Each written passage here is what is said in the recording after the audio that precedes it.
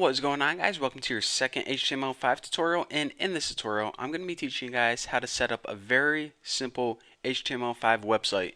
Now what we set up in this tutorial you can basically use as a template for all your HTML5 websites from here on out. So let's go ahead and get started. The very first thing we need to do is we need to open a blank file. Now you can either click this button right here, or you can go to File New. Either way, we need a new file. Now from then, we need to save this as an HTML document. It's very important. So go to File, Save As, and I am actually saving all my crap in, I made a folder, HTML5 YouTube.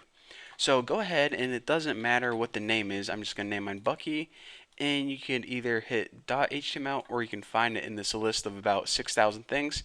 Hypertext Markup Language File. So Bucky.html, very important you have the HTML, and save. Now once we have the core file saved, we can go ahead and start typing some crap into here.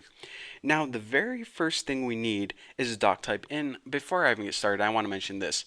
I'm going to be telling you guys all the tags that we need, and if you don't even know what tags are, again I want to stress this one more time.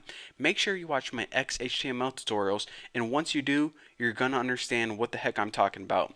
But let me go ahead and show you guys who already know a little bit about XHTML what we need in an HTML5 website. So again, like I said, we need the Doctype. So Doctype HTML. And that's basically all we need aside from the regular HTML tags. So how much easier is that than your XHTML huge long string of text that you need to copy from the W3 places? It's nice, clean, and simple. And don't forget your exclamation point or whatever it's called. That wasn't a typo, you actually do need that. Now after that, you need your HTML tags. Now these HTML tags, in fact a lot of these tags I'm going to be typing in this tutorial, are the exact same tags that you needed in XHTML. So nothing new here, just go ahead and write your HTML tags, and anything in between here is basically our website. So your HTML tags, they actually need to be a little bit different. What you need to do is you need to add an attribute called lang, and you need to set this equal to en.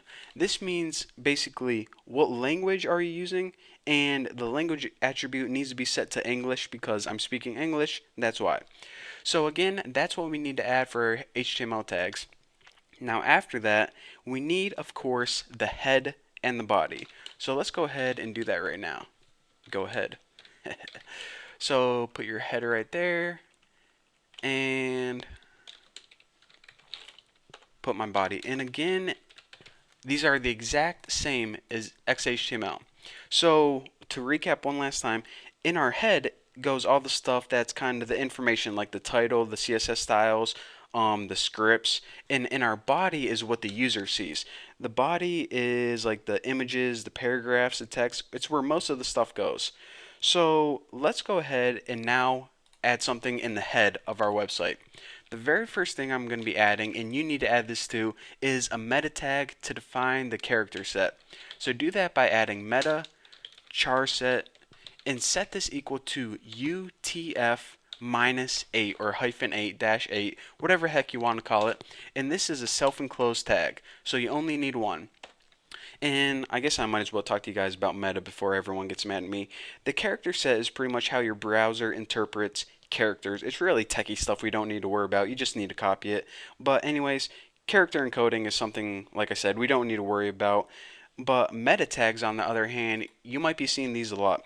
These are other information that your website may need. For example, keywords, a description about your website. It's not required, but it's nice to have some of these meta tags.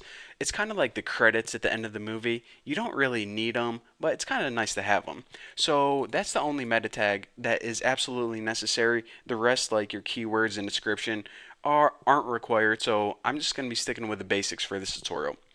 Now after this, let's go ahead and add a title. Now the title is the thing that appears at the tab or the top title bar, if you guys couldn't have guessed that. And I'm just going to name the title of this website Bucky's Website.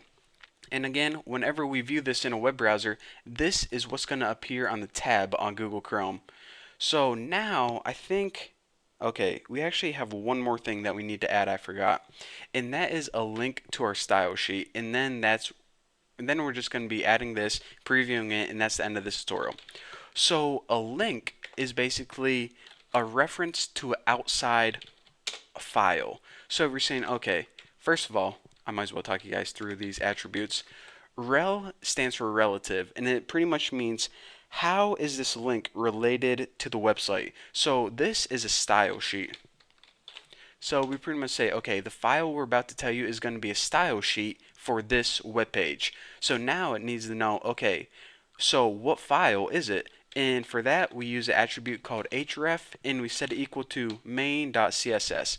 Now, if you're saying, okay, what the heck is this file? Actually, this file is a CSS file that we didn't create yet, but we're going to be creating it in the upcoming tutorials. Now, you're saying, okay, Bucky, I watched your CSS tutorials. I know that you can just throw all of your CSS on the website right here. Well, yes, you can, but what I like to do is I like to use my CSS in a separate file because it keeps it a lot cleaner and easier to manage. It's always good to have your CSS in any design or appearance files on an outside web file because we want to keep this thing as simple as possible because we have enough stuff to pack in here. So that's why I'm doing that. So anyways, in order to preview your website, go ahead and save it and hit run and launch it in Google Chrome, and whoa, this thing pops up. Let me go ahead and minimize that beast. And as you can see, it says Bucky's website on our title, and we didn't add anything to the body. If you guys didn't know what the body is, it's this crap right here. And since our body is empty, we have nothing in between those tags. That's why we don't see anything yet.